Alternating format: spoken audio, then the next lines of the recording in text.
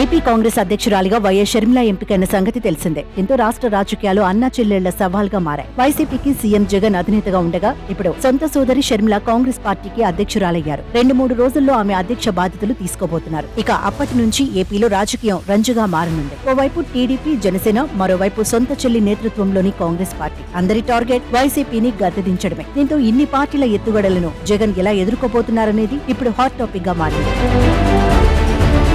షర్మిల వల్ల మిగిలిన పార్టీల కంటే వైసీపీకే ఎక్కువ నష్టం చేకూరనుందని విశ్లేషకులు అభిప్రాయపడుతున్నారు. తొలి నుంచి కాంగ్రెస్ పార్టీకి దళితులు, ముస్లిం మైనార్టీలు పెద్ద ఓటు బ్యాంకుగా ఉండేవారు. రాష్ట్ర విభజన నేపథ్యంలో కాంగ్రెస్ పార్టీ ఓటు బ్యాంకు మొత్తం వైసీపీ వైపు మళ్లింది. కాంగ్రెస్ కు ఓటు వేసినా వేస్టే అనే భావన రావడంతో వారంతా వైసీపీకి ఓటు వేస్తున్నారు. ఇప్పుడు వైఎస్ఆర్ వారసురాలిగా షర్మిల కాంగ్రెస్ చీఫ్ కావడంతో వారికి నమ్మకం కలిగిస్తే ఆ ఓటర్లు మొత్తం మళ్లీ హస్తం పార్టీ వైపు రావడం పెద్ద కష్టమేమీ కాదంటున్నారు. అయితే ఇప్పుడు షర్మిల ముందున్న ఒకటే సవాల్, పాతాళంలోకి పడిపోయిన పార్టీని ప్రజల్లోకి బలంగా తీసుకెళ్లడమని చెబుతున్నారు.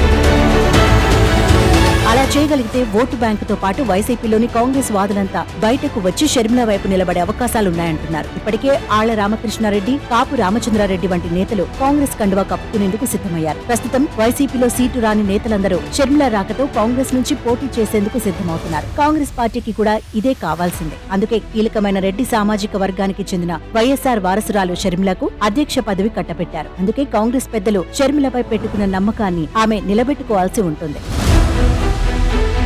ఇందుకోసం సొంత అన్న జగన్ పైనే విమర్శల వర్షం కురిపించాల్సి ఉంటుంది. సీఎంగా ఆయన తీసుకున్న పాలనాపరమైన నిర్ణయాలపై ముక్కుసూటిగా స్పష్టంగా స్పందించాల్సి ఉంటుంది. అయితే ఆమె ఏపీ రాజకీయాల్లోకి వచ్చారంటేనే అన్నను ఢీకొట్టడానికి పూర్తిగా సంసిద్ధమై ఉన్నారని చెబుతున్నారు. ఈ క్రమంలోనే వైఎస్ కుటుంబ ప్రాబల్యం ఎక్కువగా ఉండే కడప ఎంపీ లేదా పులివెందుల అసెంబ్లీ స్థానం నుంచి పోటీ చేయడానికి షర్మిల సిద్ధమవుతున్నారని తెలుస్తోంది. ప్రస్తుతం కడప ఎంపీగా అవినాష్ రెడ్డి, పులివెందుల ఎమ్మెల్యేగా జగన్ ఉన్నారు. ఇప్పుడు ఈ 2 స్థానాల్లో ఒక్క స్థానం నుంచి షర్మిల పోటీ చేసినా సొంత కుటుంబ సభ్యులను ఢీకొట్టాలి. స్వయంగా తానే పోటీ చేయడం వల్ల రాష్ట్ర వ్యాప్తంగా కాంగ్రెస్ పార్టీకి మంచి ఊపు తీసుకురావాలని ఆమె భావిస్తున్నారని హస్తం వర్గాలు చెబుతున్నాయి.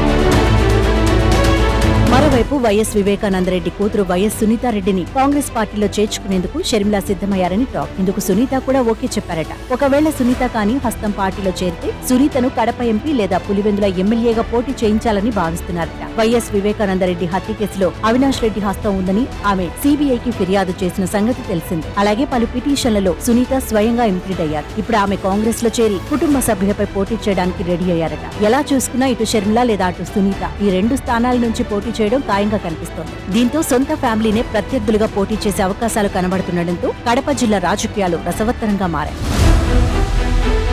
త్వరలోనే జరగనున్న ఎన్నికలు కాంగ్రెస్ పార్టీ కంటే షర్మిల రాజకీయ భవిష్యత్తుకు కీలకం కానున్నాయి. ప్రస్తుతం నోటా కంటే తక్కువ శాతం ఓట్లతో ఉన్న పార్టీకి ఎక్కువ శాతం ఓట్లు తీసుకురావడం, వీలైతే ఎమ్మెల్యే స్థానాలను గెలిపించుకోవడం ఆమె ముందున్న పెద్ద సవాల్. అలాగే మరోసారి అధికారంలోకి రావాలని సీఎం జగన్ వ్యూహాలు సిద్ధం చేస్తున్నారు. దీంతో ఆయనకు కూడా ఈ ఎన్నికలు ప్రెస్టేజ్ గా మారాయి. మొత్తానికి అన్నా చెల్లెళ్ల మధ్య సవాళ్లు, రాజకీయాలు తెలుగు రాష్ట్రాల్లోనే తొలిసారి కావడం విశేషం. మరి వీరిలో ఎవరు పైచేయి సాధిస్తారో, ఎవరి రాజకీయ భవితవ్యం ఏంటో మరో 2-3 నెలల్లోనే తేలనుంది.